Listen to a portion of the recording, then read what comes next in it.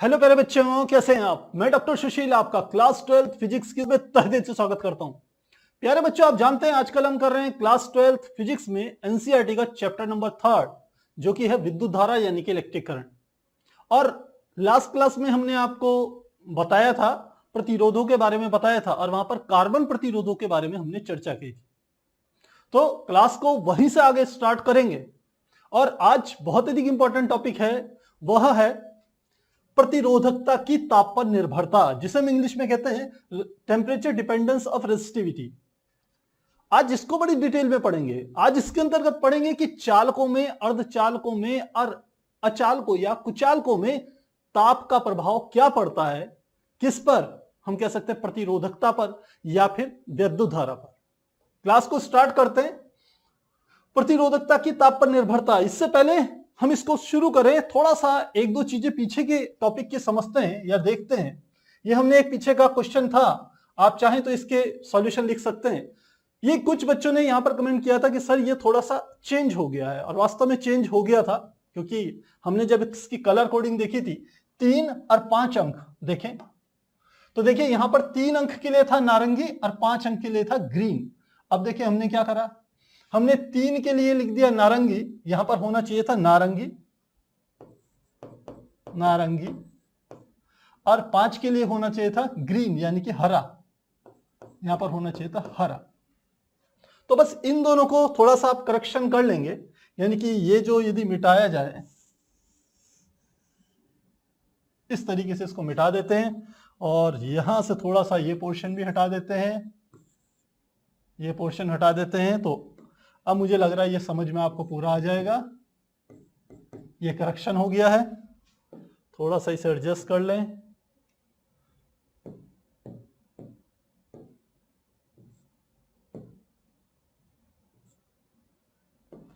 तो अब इनमें लिखें तो यह पहली हमने कहा स्लेटी हो गई, दूसरी हो गई नारंगी नारंगी, और तीसरी हमने कहा क्या है, हरी रंग की या हरा।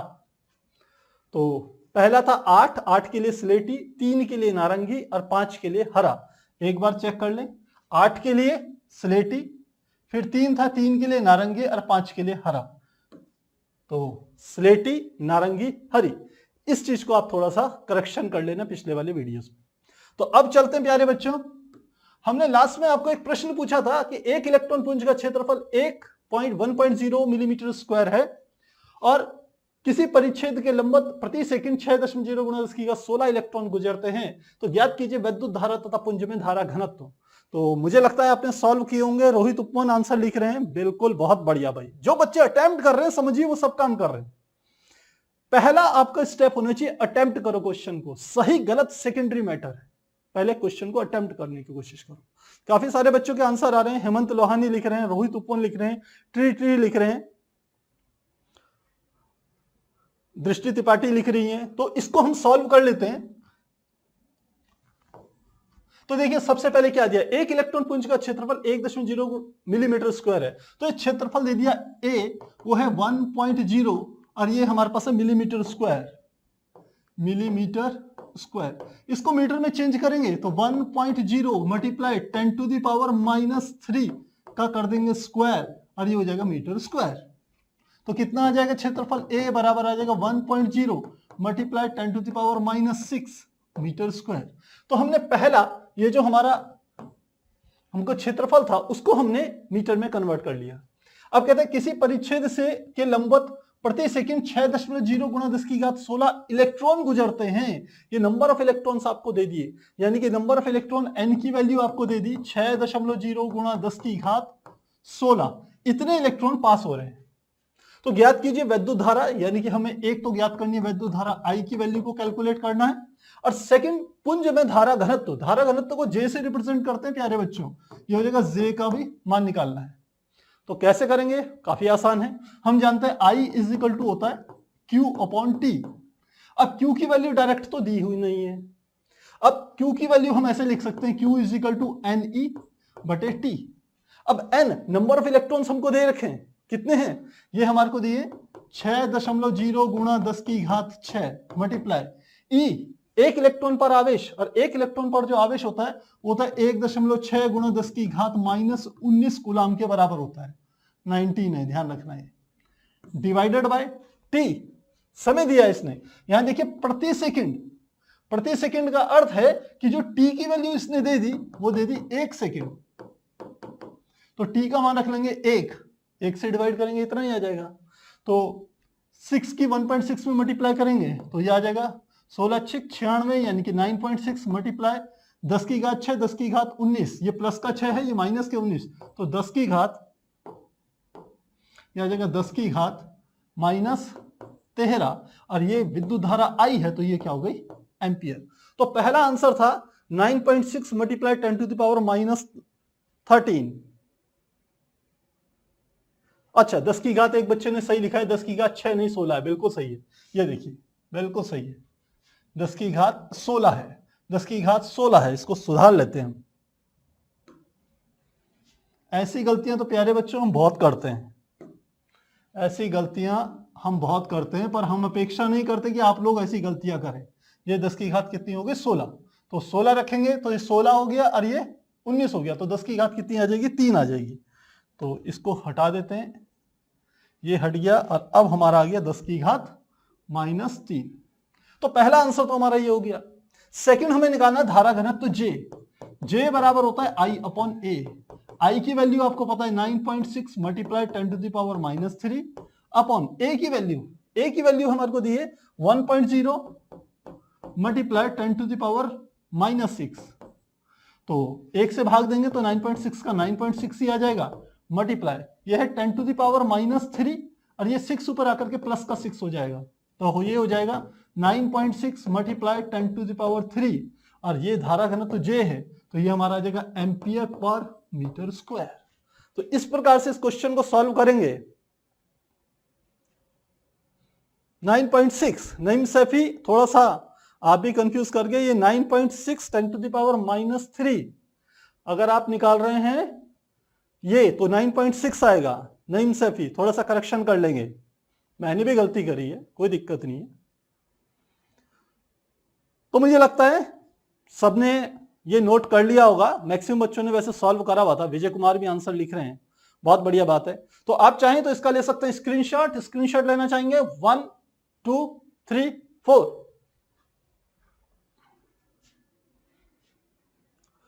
प्यारे बच्चों कोशिश कीजिए कि फोकस कीजिए पढ़ाई पे, अनावश्यक की चैटिंग मत करना, केवल पढ़ाई से रिलेटेड जो लिख रहे हैं उसको रिपीट करके लिख सकते हैं आप, आपका इसमें ज्यादा बेनिफिट है।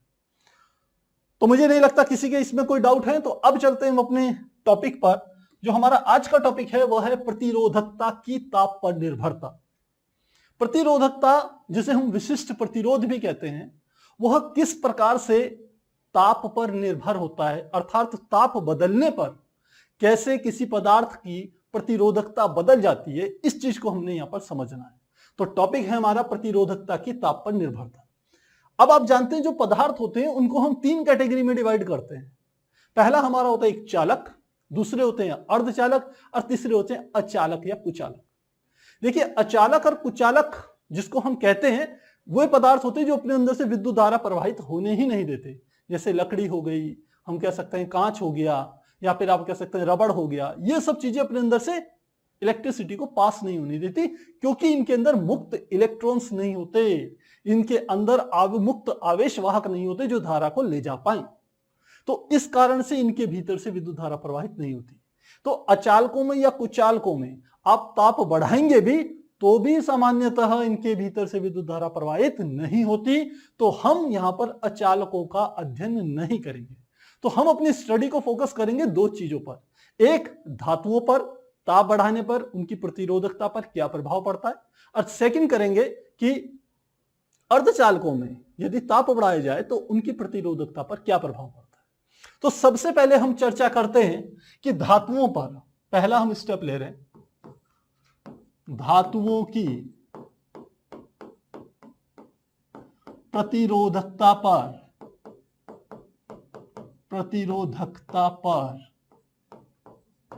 ताप का प्रभाव।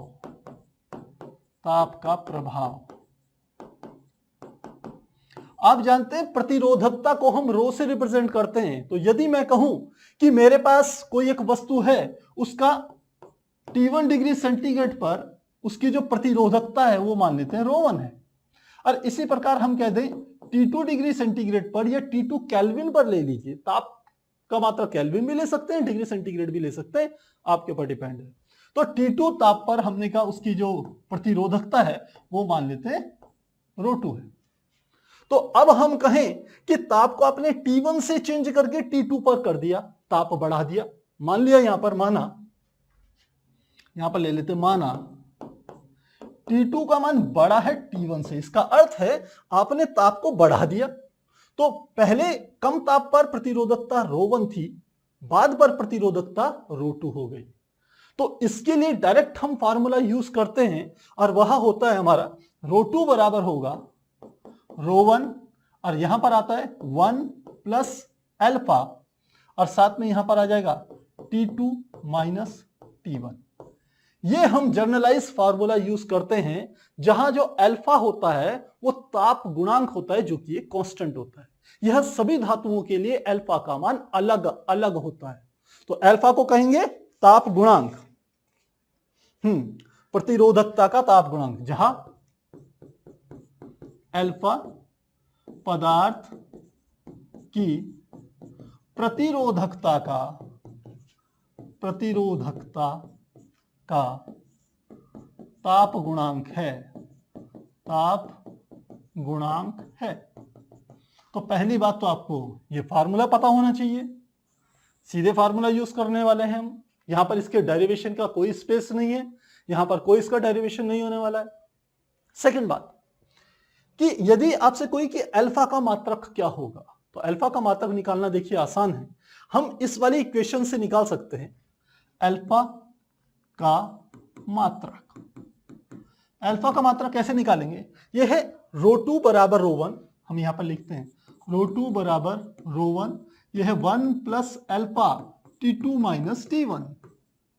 ρ1 को इसके नीचे ले जाएं तो यह आ जाएगा ρ2 बटे ρ1, यहां गुणा में यहां भाग में जाएगा, बराबर 1 प्लस अल्फा, ये हो गया T2 माइनस T1। मुझे तो अल्फा का मात्रक निकालना है, तो केवल अल्फा छोड़ूंगा, बाकी सबको इधर लाऊंगा। 1 को इधर ले आए तो ये होगा ρ2 माइनस ρ2 अपॉन ρ1 माइनस 1 बराबर, यहां हो गया अल्फा, और ये आ गया T2 माइनस T1, ऐसा आ गया। तो अल्फा की वैल्यू क्या होगी, अल्फा को मैंने यहां रख दिया, यहां क्या था, यहां था ρ2 बटे ρ1 माइनस 1, और इसको भी चाहे तो आप ऐसे ब्रैकेट में लिख सकते हैं, जिससे आप कंफ्यूज ना करें कि 1 नीचे से माइनस हो गया, ये अपॉन ये वाला हमने कहा जो T2 माइनस T1 है, कहां चल जाएगा, इसके नीचे। एक चीज थोड़ा सा और करेंगे, इस वाले ब्रैकेट को थोड़ा सा सही से बनाएंगे, ऐसा वाला कर्ली ब्रैकेट ऐसा यूज करते हैं। तो अब नीचे हमने कहा क्या आ गया, T2 माइनस T1। अब यहीं से हमें इसका मात्रक मिलेगा, देखिए ρ2 अपॉन ρ1, ये एक रेशियो हो गया। तो रो यानी कि प्रतिरोधकता का जो मात्रक होगा वही अंश में वही हर में, तो अंश और हर के मात्रक कट जाएंगे हम किस पद्धति में, यहां पर कोई एक मात्रक विहीन राशि रह जाएगी जिसका कोई मात्रक नहीं है। 1 एक अचर राशि है, इसका भी कोई मात्रक नहीं है। तो ऊपर वाले अंश के पदों का किसी का भी कोई मात्रक नहीं है। तो अब नीचे जो चीज है वह है केवल ताप। ताप में से ध्यान रखना, बहुत से बच्चे ये सोचेंगे कि सर ताप का मात्रक मान लो केल्विन है, तो इसका भी के, इसका भी के में से के गया 0। बिल्कुल नहीं, ऐसे नहीं होगा। ये ताप में से ताप घटेगा तो ताप ही आएगा। मान लो 50 केल्विन में से 20 केल्विन घटा तो 30 केल्विन आएगा, लेकिन मात्रक उसका केल्विन ही होगा। तो इसका अर्थ है कि जो अल्फा का मात्रक होगा, अल्फा का मात्रक ये ताप की घात -1 के बराबर होता है। अब ताप यदि डिग्री सेंटीग्रेड में ले रहे हैं तो प्रति डिग्री सेंटीग्रेड लिखेंगे अल्फा का मात्रक, और यदि केल्विन में ले रहे हैं तो प्रति केल्विन लिखेंगे किसका मात्रक, अल्फा का मात्रक।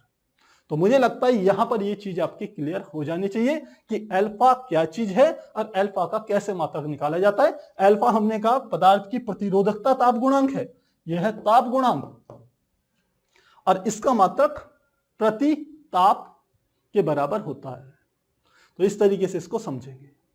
अब आगे चलें। अब हम कहें कि ठीक है, ये हमने थ्योरेटिकली तो बातें कर ली,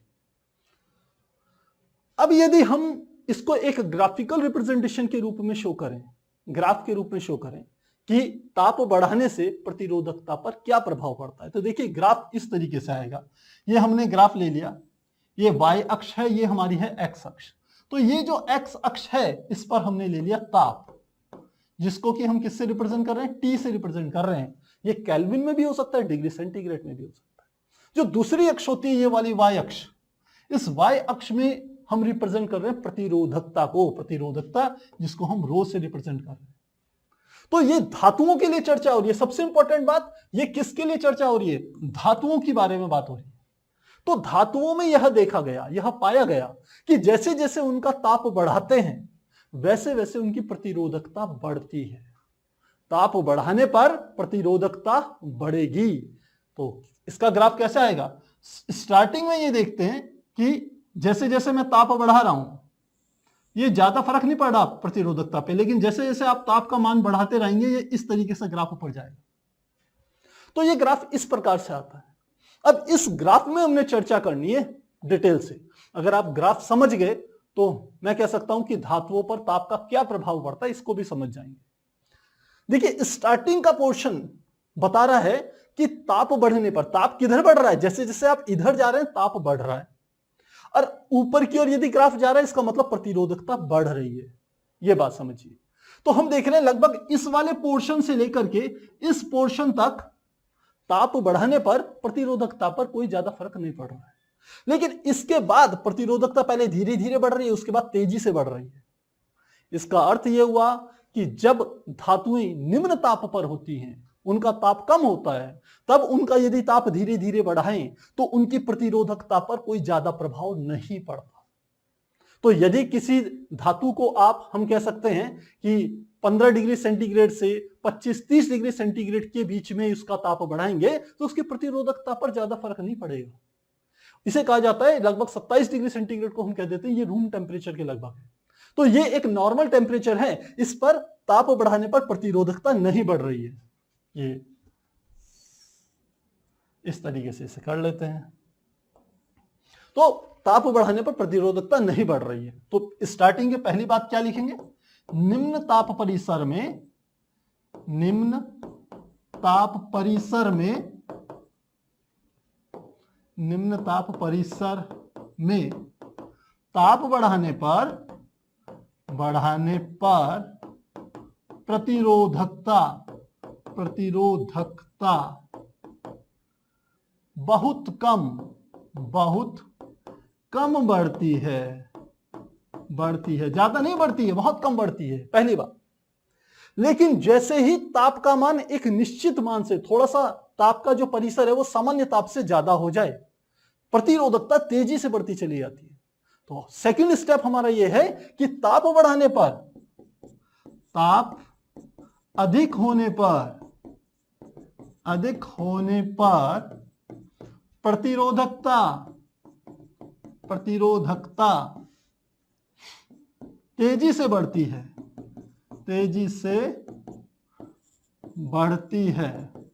प्यारे बच्चों, कई बार बोल चुका हूं, फिजिक्स में इन डायग्राम्स को, ग्राफ को अच्छे से समझना सीखें।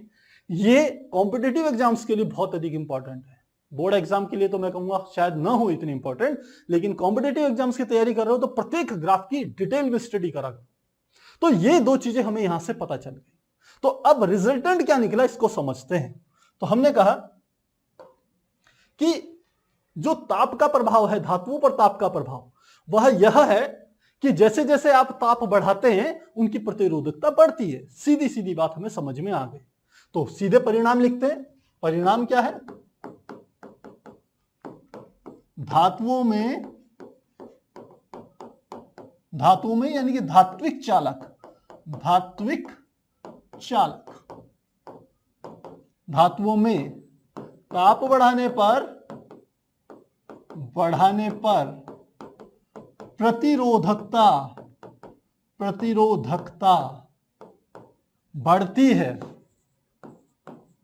है।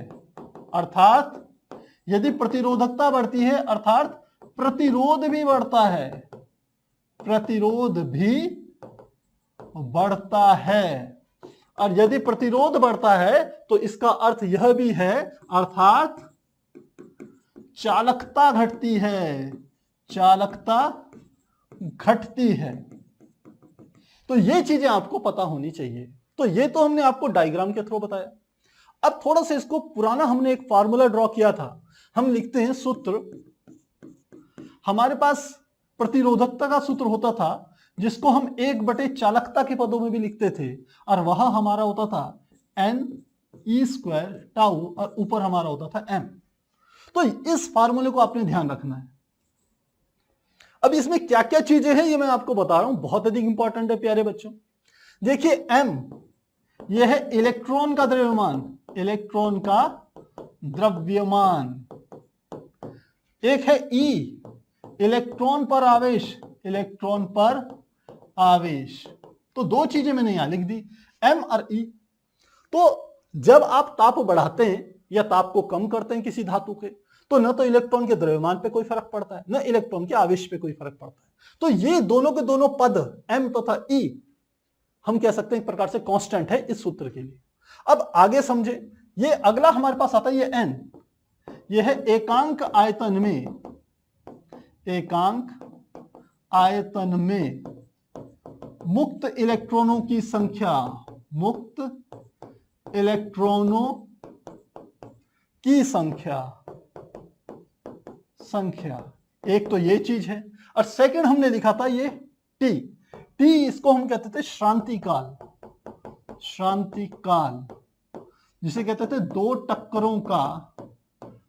टक्करों के बीच का समय अंतराल, तो अगर ये चीज आपको समझ में आ रही है तो अब आप समझ सकते हैं आसानी से कि प्रतिरोधकता पर ताप का क्या प्रभाव पड़ता है। कैसे समझेंगे, ध्यान दीजिएगा। अब जो मैं चीज आपको बता रहा हूं वो आप यदि कभी प्रैक्टिकल का कोई वाहिवा देंगे उसमें भी पूछा जाएगा, यदि आपका इससे रिलेटेड कोई हम कह सकते हैं प्रैक्टिकल होगा या कोई प्रोजेक्ट होगा। और कॉम्पिटिटिव एग्जाम्स में भी 1 नंबर के प्रश्न में जो मैं बता रहा हूं इससे काफी बार पूछ लिया जाता है। देखिए, जब किसी धातु में, यदि मेरे पास कोई धातु है, तो यदि हम ताप को बढ़ाएंगे तो ध्यान रखना इलेक्ट्रॉनों की औसत चाल बढ़ जाती है। ताप बढ़ाया तो इसका क्या प्रभाव पड़ा, इलेक्ट्रॉनों की औसत चाल ये भी क्या होती है, बढ़ जाती है। यानी कि इलेक्ट्रॉन अब ज्यादा तेज गति से भागने लगेंगे। आपको ध्यान हो, हमने कहा था जब कोई चालक पर कोई विद्युत क्षेत्र अप्लाई नहीं करते तो चालक पर जो इलेक्ट्रॉन गति करते हैं उनकी जो मान होता है वो होता है 10⁵ मीटर प्रति सेकंड। इतने तेज गति से क्या करते हैं, घूमते हैं। लेकिन उनकी ब्राउनी गति होती है, अनियमित गति होती है, तो परिणामी धारा जो होती है वो होती है 0। लेकिन जब उन पे एक विद्युत क्षेत्र लगाते हैं तो वो एक अनुगमन वेग से चलना शुरू कर देते हैं इलेक्ट्रॉन विद्युत क्षेत्र की विपरीत दिशा में, और उसकी जो चाल हमने बताई थी 10⁻⁻⁴ मीटर प्रति सेकंड होती है, यानी कि बहुत सूक्ष्म होती है। लेकिन जैसे जैसे आप ताप बढ़ाएंगे इलेक्ट्रॉनों की औसत चाल बढ़ेगी। औसत चाल बढ़ने का अर्थ क्या है, इसका यह भी अर्थ है कि इलेक्ट्रॉनों के टक्करों की संख्या बढ़ेगी, संख्या बढ़ जाती है। और यदि टक्करों की संख्या बढ़ जाएगी तो इसका अर्थ फिर से क्या निकल के आएगा, अर्थात जो T है जिसको हमने यहां पर क्या नाम दिया था, श्रांति काल, ये श्रांति काल ये क्या होगा, घटेगा, घट जाएगा। तो अब मुझे एक बात बताइए कि यदि मैं इसमें एक रिलेशन बताऊं, यहां पर हमने कहा रो n तथा T में एक रिलेशन बताऊं, तो हम यहां लिख सकते हैं कि जो रो बराबर रो अनुक्रमानुपाती 1/n के, एक ये रिलेशन है, और दूसरा रो अनुक्रमानुपाती है 1/T के। तो यदि आप इस T का मान बढ़ा देंगे तो प्रतिरोधकता, T का मान घटेगा क्योंकि ये घट रहा है। ताप बढ़ाने पर प्रतिरोधकता घट रही है, तो यदि ये ताप बढ़ाने पर यदि हम कह सकते हैं श्रांति काल घट रहा है तो प्रतिरोधकता क्या होगी, बढ़ेगी। पहली बात यहां पर रिलेशन से ये आती है। इसके लिए मैंने इतनी बातें लिख ली। सेकंड बात है एकांक आयतन में इलेक्ट्रॉनों की संख्या। तो धातुओं में एकांक आयतन में इलेक्ट्रॉनों की संख्या ताप बढ़ाने पर नहीं बढ़ती। इंपॉर्टेंट बात है, लिख रहा हूं, धातुओं में ताप बढ़ाने पर n का मान नहीं बढ़ता। तो n पे तो कोई फर्क नहीं पड़ा इस चीज का, ताप बढ़ाने पर धातुओं में n का कोई प्रभाव नहीं पड़ा, लेकिन T का मान क्या हो रहा है, घट रहा है, इसलिए प्रतिरोधकता बढ़ रही है। इसलिए रिजल्ट जो हमने स्टार्टिंग में लिखा, परिणाम धातुओं में ताप बढ़ाने पर प्रतिरोधकता बढ़ जाती है, उसका मूल कारण है टक्करों की संख्या बढ़ जाती है, जिसके कारण हम कहते हैं शांति काल घट जाता है, जिसके कारण प्रतिरोधकता बढ़ जाती है। अब प्रतिरोधकता बढ़ गई तो हमने कहा साथ में इसका अर्थ यह भी है कि जो धारा है, चालकता घट जाती है, यानी कि धारा का मान घट जाएगा। तो प्यारे बच्चों, ये चीज आपको समझ में आनी चाहिए यदि आप इस टॉपिक को डीपली समझना चाहते हैं। तो स्क्रीनशॉट लेना चाहेंगे, स्क्रीनशॉट लेंगे। साथ ही यदि आपके कोई डाउट है तो चैट सेक्शन में लिख सकते हैं। स्क्रीनशॉट लेना चाहेंगे 1 2 3 4। सेकेंड 1 2 3 4।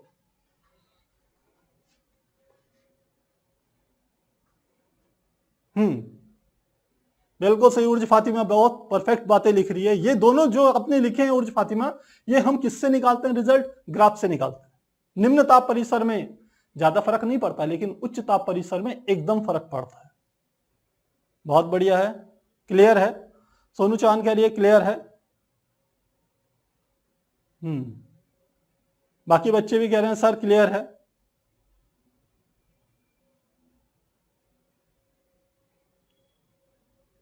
तो मुझे लगता है क्लियर है, किसी को कोई दिक्कत नहीं है। अब अर्धचालकों की बात कर रहे हैं हिमांशु, तो अर्धचालकों की बात हिमांशु अभी हमने करी नहीं है, अर्धचालकों की बात अभी होने वाली है। अभी आप चालकों को ढंग से समझ लीजिए, यही अर्धचालकों में यही बात हम कंपेयर करेंगे। तो ये बात क्लियर हो गई। अब हम चलते हैं आगे। अब आगे में एक चीज और समझते हैं, यदि मिश्र धातुएं हैं, ध्यान रखिए, मिश्र धातुओं में ध्यान रखना, मिश्र धातुएं कौन कौन सी होती है, जो एक से अधिक धातुओं के मिक्सचर से बनाई जाती है। और इनको बनाने का मूल कारण यही है कि इन धातुओं पर ताप का प्रभाव बहुत कम पड़ता है, यानी कि ताप बढ़ाने पर इनकी प्रतिरोधकता पर कोई ज्यादा अंतर नहीं आता है। तो इसमें एग्जाम्पल कौन कौन से हैं मिश्र धातु के, हमने आपको पहले ही बताया था नाइक्रोम, इसके अलावा हमने आपको बताया था जो हम कहते थे मीटर ब्रिज की जो वायर जो बनी हुई होती है वो इन्हीं धातुओं की बनी हुई होती है, किसकी, मिश्र धातुओं की बनी होती है। अब यदि इसमें एक ग्राफ ड्रॉ करा जाए, एक दूसरा एग्जांपल लिखा जाए, कॉन्स्टेंटाइन, इस तरीके से लिखते हैं। अब इस पे यदि मैं ग्राफ प्लॉट करूं, पहले तो मैं इसका रिजल्ट, चलिए पहले ग्राफ बना देते हैं। यहां पर सीधे क्या है, ताप एक्स अक्ष पर, और वाई अक्ष पर क्या है, प्रतिरोधकता, जिसको हम किससे रिप्रेजेंट करते हैं, रो से, ये ऊपर बढ़ रही है। तो इसमें इसका जो ग्राफ आता है वो इस तरीके का आता है, ये इतना सा, यानी कि ताप बहुत ज्यादा बढ़ाओगे तब इनकी प्रतिरोधकता पर हल्का सा थोड़ा सा प्रभाव पड़ता है। और यही मिश्र धातुओं की क्या है, खास बात है। इसीलिए बहुत सारे एक्सपेरिमेंट्स में हम क्या करते हैं, ऐसी धातुओं का तार लेते हैं जिस पर ताप का ज्यादा प्रभाव ना आए, चाहे पोटेंशियोमीटर में के जो हमारे पास सेपरेटर्स होता है उसमें, या मीटर ब्रिज में, या और चीजों में। तो ये चीज है। तो इसका रिजल्ट हम लिख सकते हैं, परिणाम क्या है, परिणाम मिश्र धातु पर, मिश्र धातु की प्रतिरोधकता पर ताप का प्रभाव नगण्य होता है, यानी कि जितना होता भी है वो उपेक्षित है, उसकी उपेक्षा की जा सकती है। इतनी बात होगी क्लियर। अब हम समझते हैं किसको, अर्धचालकों को। अब सेकंड हम समझेंगे अर्धचालकों में, अर्धचालकों, थोड़ा सा इसे मोटा कर लें, अर्धचालकों पर ताप का प्रभाव, ताप का प्रभाव। तो देखिए अर्धचालकों पर जब ताप के प्रभाव की स्टडी की गई तो उसमें यदि मैं ग्राफ ड्रॉ करूं तो ग्राफ कुछ इस प्रकार से आता है। इसमें क्या होता है, यहां पर तो ताप ही होता है इस अक्ष पर, और इस अक्ष पर क्या होता है, विशिष्ट प्रतिरोध या प्रतिरोधकता होती है। लेकिन अर्धचालकों में जब ग्राफ आता है तो वो इस प्रकार से आता है, ये इस तरीके से घटता है, ऐसे करके ये ग्राफ आता है। इसका अर्थ है कि कम ताप पर प्रतिरोधकता क्या है, ज्यादा। जैसे जैसे आप ताप बढ़ा रहे हैं प्रतिरोधकता घटती चलेगी। ये अर्धधातुओं का ये हम कह सकते हैं व्यवहार होता है। तो अब इस चीज को हमने समझना है, ये क्यों होता है और ऐसा व्यवहार ये अर्धचालक क्यों दर्शाते हैं। मैंने अभी आपको एक फार्मूला बताया था, हमने कहा 1/, ये इसे चेंज करें, रो इज इक्वल टू था 1/सिग्मा m/n² और शांतिकाल t। ये अभी हमने फार्मूला बताया था। फिर से इसमें चलें तो रो अनुक्रमानुपाती है 1/n के, सेकंड रो अनुक्रमानुपाती है 1/t के। अब ताप बढ़ाते हैं तो ताप बढ़ाने पर लिखते हैं ताप बढ़ाने पर, जब ताप बढ़ाते हैं तो देखिए अर्धचालक कौन से होते हैं, जिसमें कि जिनकी चालकता चालकों और कुचालकों के बीच की होती है। सामान्य अवस्था पे इनमें जो मुक्त इलेक्ट्रॉन होते हैं उनकी संख्या बहुत कम होती है, लेकिन थोड़ा सा भी आप ताप बढ़ा दें तो मुक्त इलेक्ट्रॉनों की संख्या बढ़ जाती है। तो इसी गुण के कारण ताप बढ़ाने पर अर्धचालकों में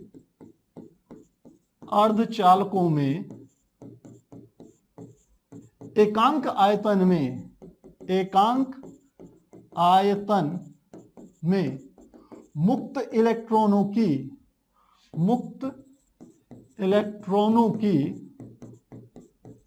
संख्या बढ़ जाती है,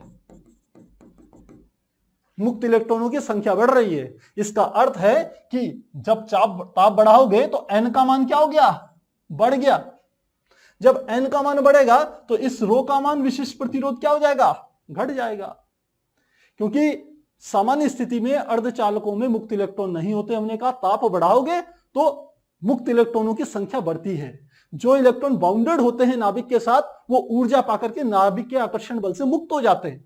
तो वो जालक के अंदर यानी कि धातु के अंदर एक हम कह सकते हैं इलेक्ट्रॉन गैस जो होती है उसकी संख्या में वृद्धि हो जाती है। तो इसलिए ताप बढ़ाओगे तो मुक्त इलेक्ट्रॉनों की संख्या बढ़ जाएगी, जिससे प्रतिरोधकता घट जाएगी।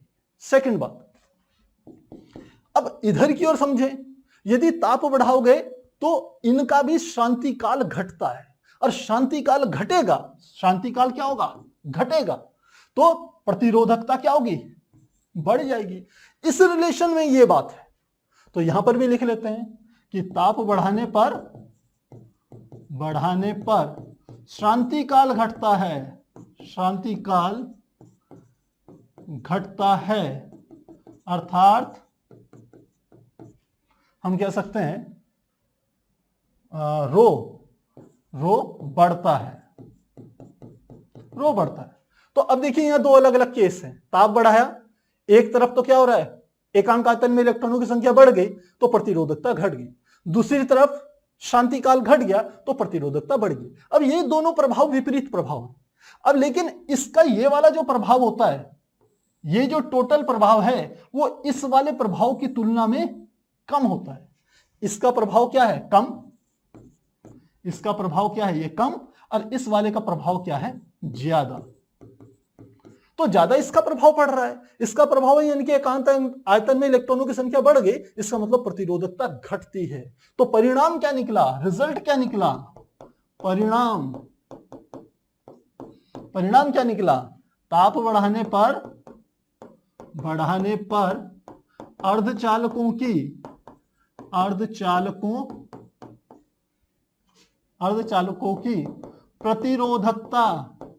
प्रतिरोधकता क्या हो रही है, घटती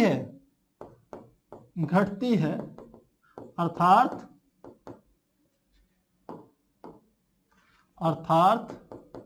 चालकता बढ़ती है, तो यदि इतनी बात आपको समझ में आ रही है तो चलेंगे आगे। ये बड़ी इंपॉर्टेंट चीज थी, अगर ये थीम आपको समझ में आ गई तो समझ लीजिए आपका ये टॉपिक बिल्कुल क्लियर हो गया। यदि कोई आपके डाउट हैं तो आप लिख सकते हैं चैट सेक्शन में। स्क्रीनशॉट लेना चाहिए तो स्क्रीनशॉट लेंगे 1 2 3 4।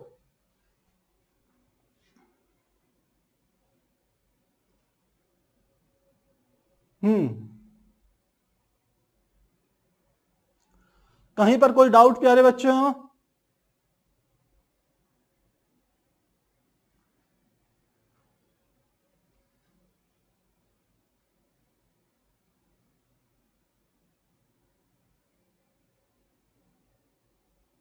क्लियर है?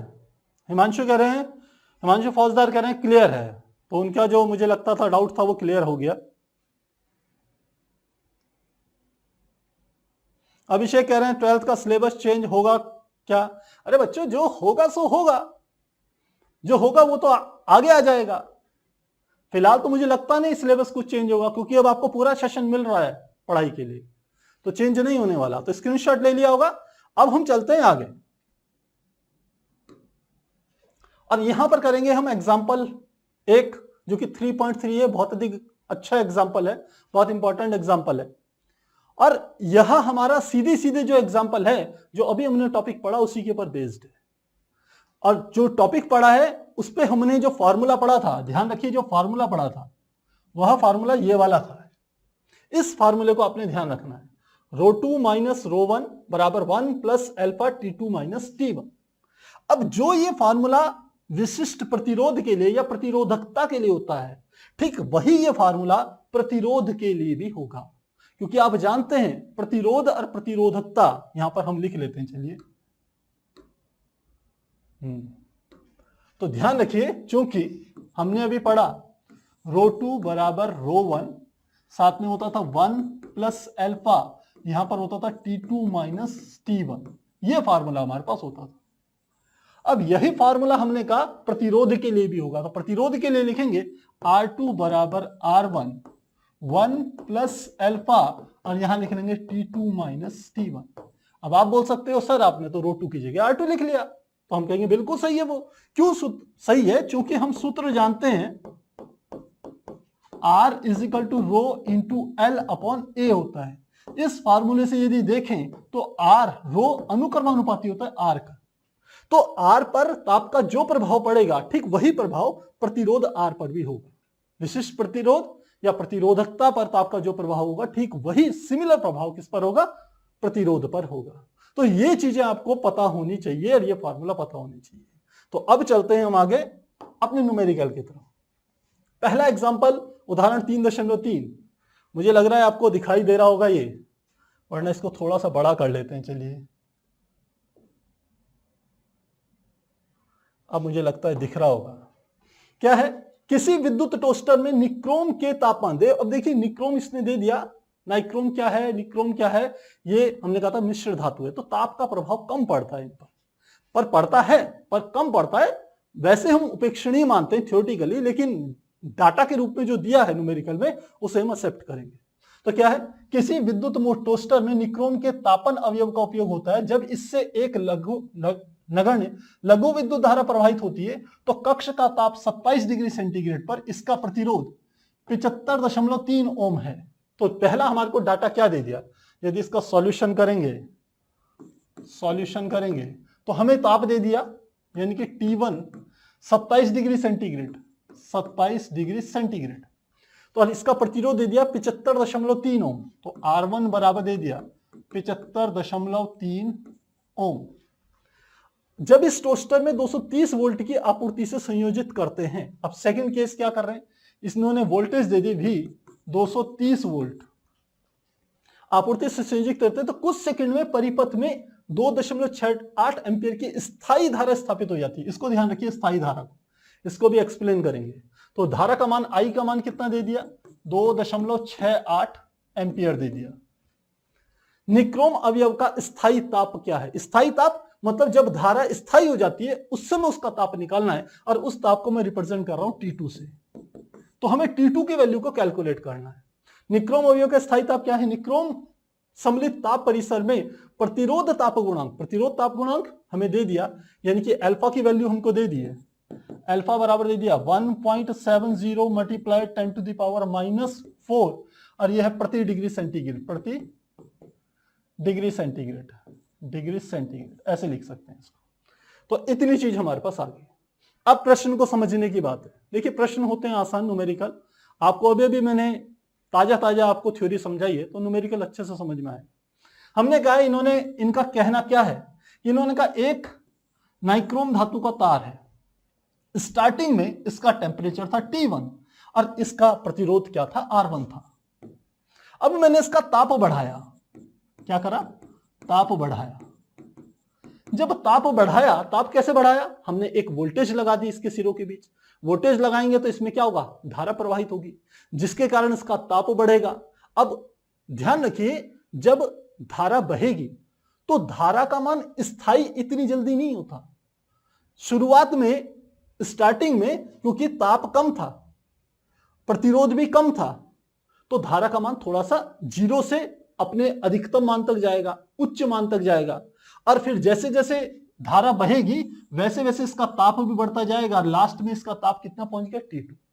तो जब ताप बाद में बढ़ेगा तो प्रतिरोध भी बढ़ेगा। अभी हमने ये बात पढ़ी है, ताप बढ़ाने पर विशिष्ट प्रतिरोध या प्रतिरोध बढ़ता है।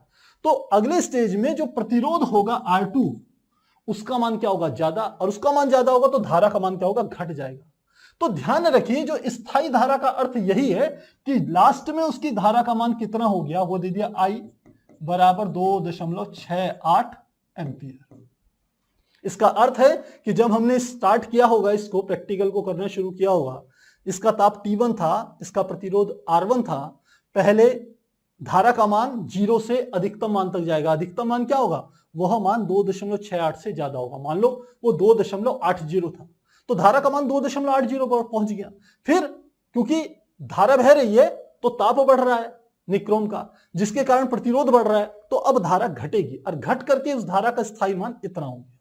ये इसका कहना है। तो अब T2 ताप आपको निकालना है, तो काफी आसान काम है।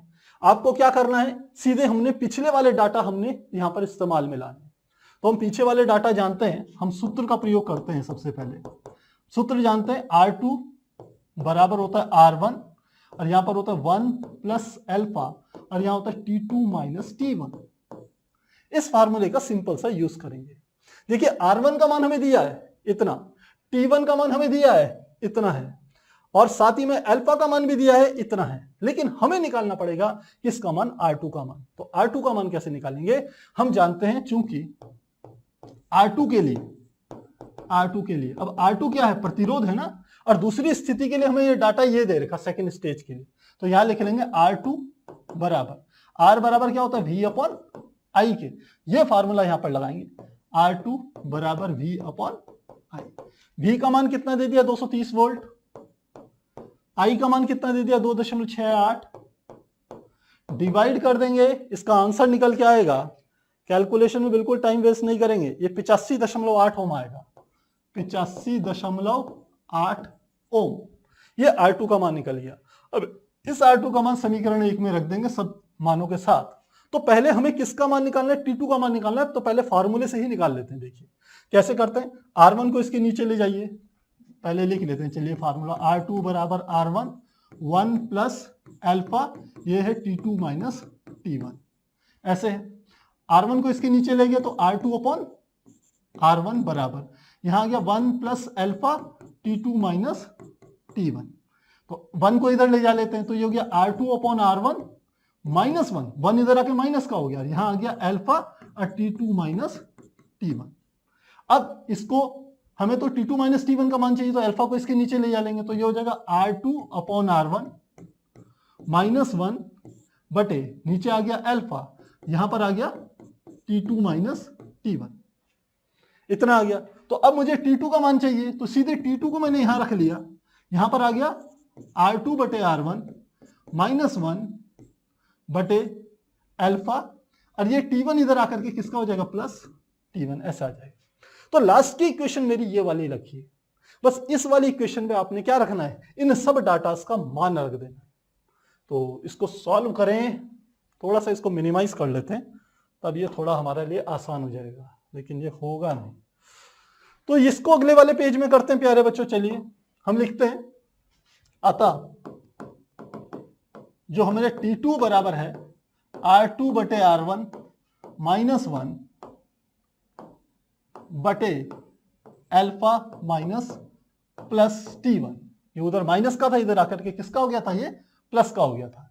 T1 इधर आके प्लस का हो गया था।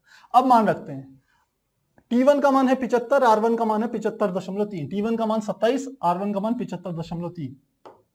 तो T1 का मान हो गया 27 प्लस R1 का मान है 75.3। तो ये R2 अपॉन R1 है, तो ये है 75.3। और R2 का मान अभी हमने निकाला था वो है 85.8। आप पीछे से देख सकते हैं 85.8। तो इसके -1 बटे अल्फा का मान हमें दे रखा था, और अल्फा का मान हमें जो दिया था 1.7 मल्टीप्लाई 10 टू द पावर -4। इन सबको आपने कैलकुलेट करना है। तो आपका जो T2 का मान निकल के आएगा, इस पद का मान निकल के आएगा 820, यह आएगा 820 और प्लस 27। तो T2 बराबर हमारा निकल जाएगा 847 डिग्री सेंटीग्रेड। क्योंकि ये टेम्परेचर हमें सेंटीग्रेड में ही दिया है, तो आंसर भी आपका सेंटीग्रेड में ही निकलेगा। बिल्कुल सही, बहुत बढ़िया। अभोर रमन फटाफट आंसर लिख रहे हैं, हमसे भी पहले लिख रहे हैं, बहुत बढ़िया बात है। तो इस प्रकार से प्यारे बच्चों ये पहला क्वेश्चन को हम सॉल्व करेंगे। तो आप चाहें तो इसका स्क्रीनशॉट ले सकते हैं। स्क्रीनशॉट लेना चाहेंगे, स्क्रीनशॉट लेंगे 1 2 3 4। और यदि कोई डाउट है तो चैट सेक्शन में आप लिख सकते हैं। नेक्स्ट 1 2 3 4। हाँ बहुत बढ़िया। अबुदौर भी लिख रहे हैं, अब्दुल रहमान लिख रहे हैं, विजय कुमार लिख रहे हैं, मौर्य जी लिख रहे हैं, बहुत बढ़िया। बीके टीचर लिख रहे हैं, सोना चौहान लिख रही है, बहुत बढ़िया। इसका मतलब आप सब लोग पढ़ने वाले हो, बहुत बढ़िया बात। क्या नाम है, फिल्मी आशिक, वाह। 85.8 है, कोई बात नहीं बेटा, 85.8 है, आप उसको 85.8 कर लीजिए, कोई दिक्कत नहीं है। ये है 85.8 है। कैलकुलेशन में मैंने हमेशा बोलता हूं हमसे गलतियां हो जाती है, कोई दिक्कत नहीं है, पर हमें अब प्रैक्टिस की जरूरत नहीं है कैलकुलेशन की। हम तो आपको केवल ये समझा रहे हैं आखिर क्वेश्चन को करना किस तरीके से, क्वेश्चन की थीम बता रहे हैं। हाँ हिमांशु फौजदार कह रहे हैं बहुत ही सिंपल न्यूमेरिकल था, बिल्कुल सिंपल न्यूमेरिकल है अगर आपको ये थीम समझ में आती है तो चलिए फिर आगे चलते हैं, एक और करके देखते हैं। अगला है उदाहरण नंबर है 3.4, प्लैटिनम प्रतिरोध तापमापी। देखिए जो आपने डिफरेंट टाइप के तापमापी पढ़े होंगे, चाहे वो पारे वाला हो चाहे वो गैस वाला हो, इसी प्रकार से प्लैटिनम प्रतिरोध भी एक तापमापी होता है। इस तापमापी की खास बात क्या होती है, जैसे मरकरी होता है पारा, वो ताप बढ़ाते हैं तो उसका आयतन बढ़ता है। इस प्रतिरोध का क्या होता है, प्लैटिनम प्रतिरोध तापमापी का, इसका ताप बढ़ाने पर इसका प्रतिरोध बढ़ता है, तो इसको भी तापमापी के रूप में उपयोग में लाया जाता है। तो पहले हम चाहें तो एक चीज इसको थोड़ा सा बड़ा कर लेते हैं।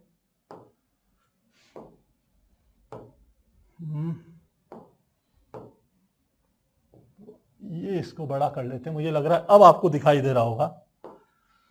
तो अब है प्लैटिनम प्रतिरोध तापमापी के प्लैटिनम के तार का प्रतिरोध। तो प्लैटिनम प्रतिरोध तापमापी है, प्लैटिनम के तार का प्रतिरोध हिमांक पर, ध्यान रखिए क्या कर रहा है, हिमांक पर 5 ओम है। तो पहला इसने दे दिया, सॉल्यूशन निकालेंगे।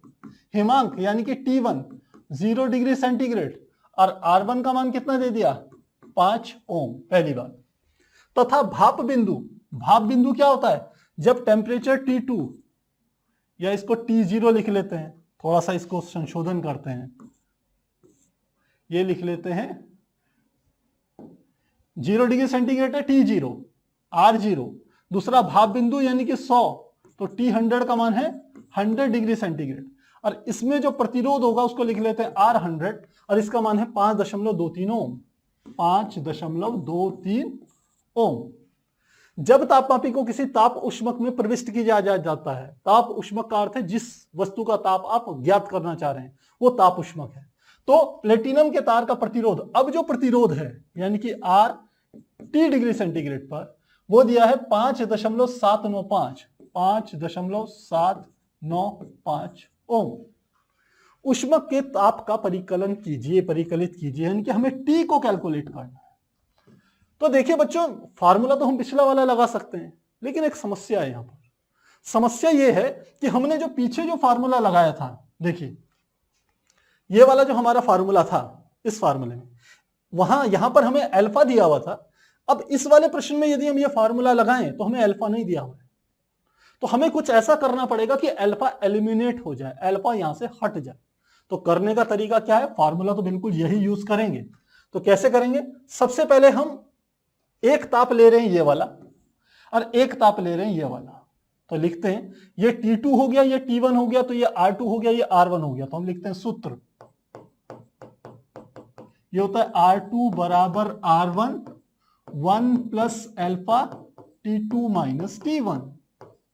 तो अब R2 की जगह मैंने क्या लिख लिया? R कौन सा? 100, R100, और बराबर यहां पर R1 की जगह क्या लिख लेंगे? R0, साथ में क्या आ जाएगा? 1 प्लस अल्फा की जगह अल्फा।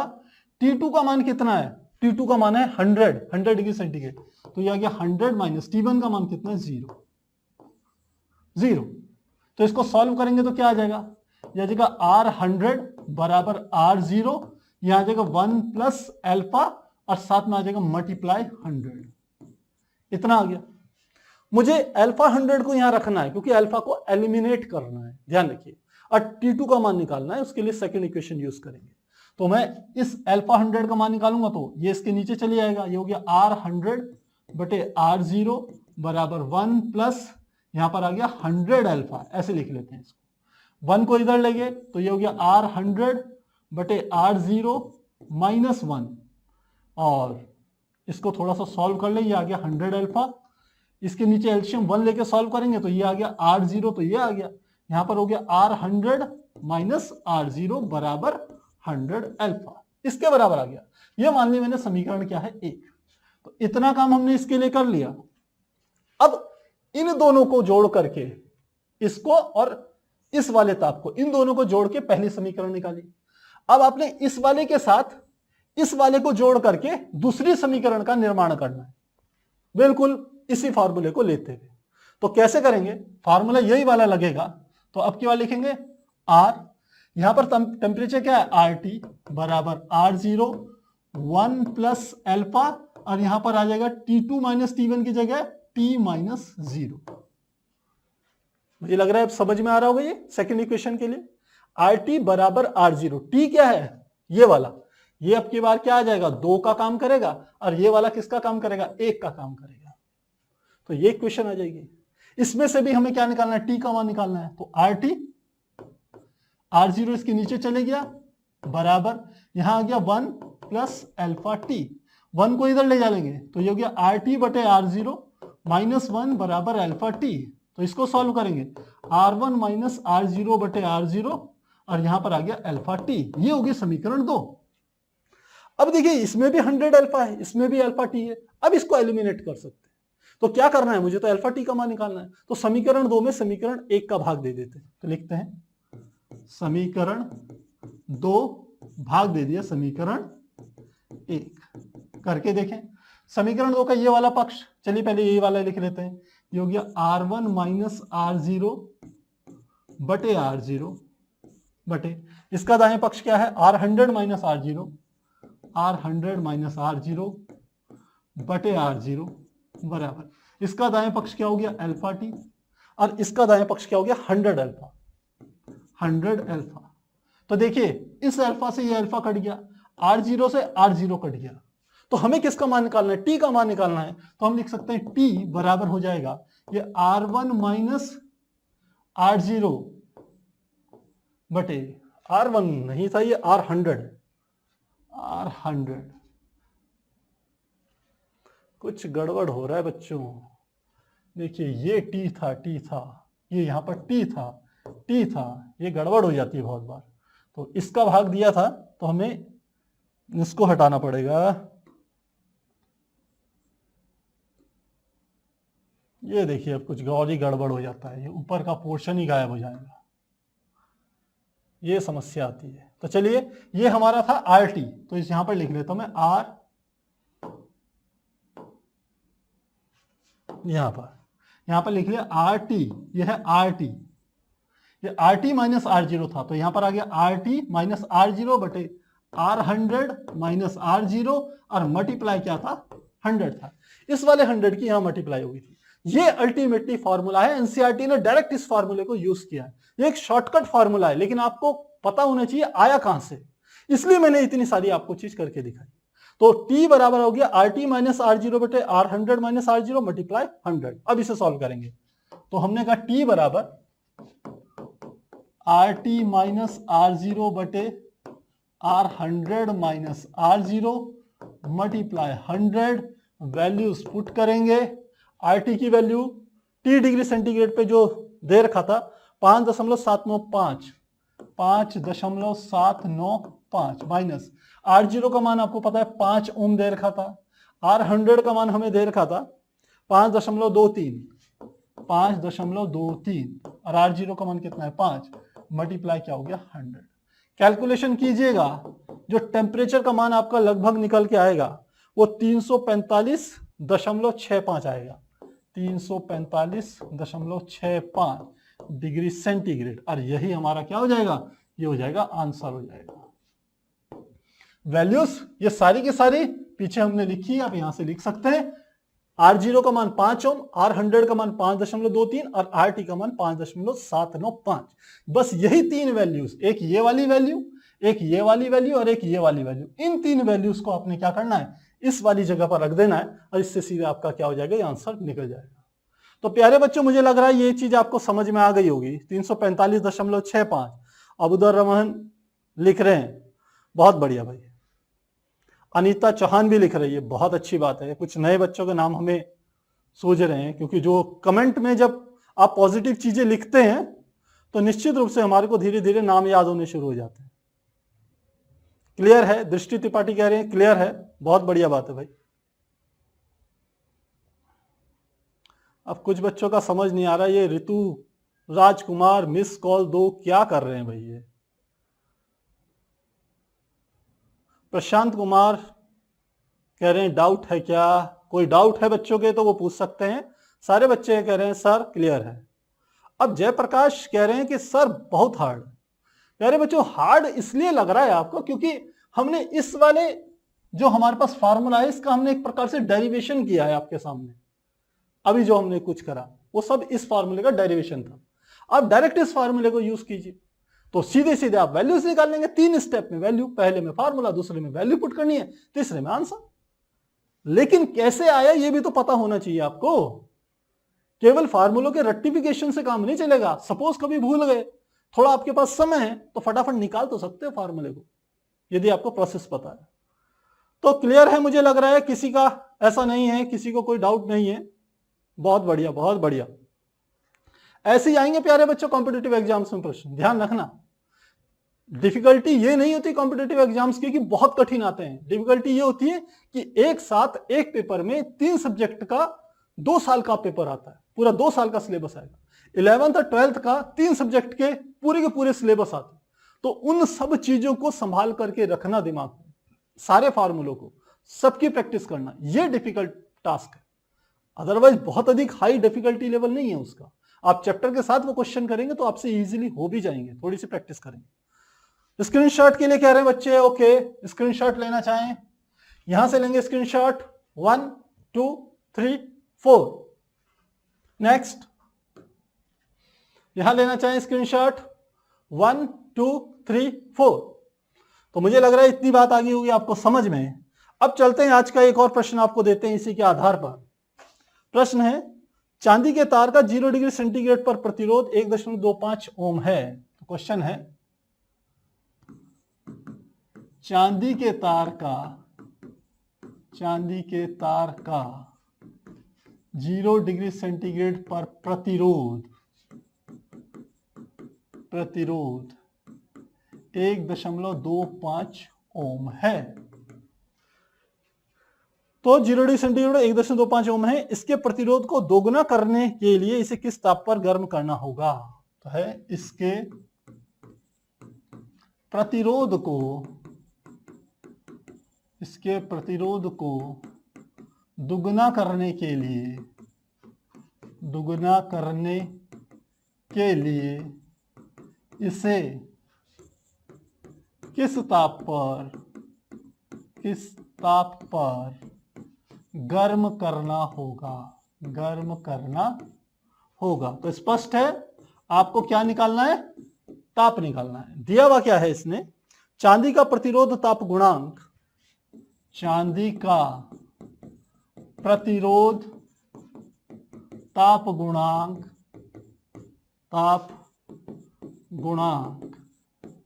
0.00 और ये दिया है 375 प्रति डिग्री सेंटीग्रेड है।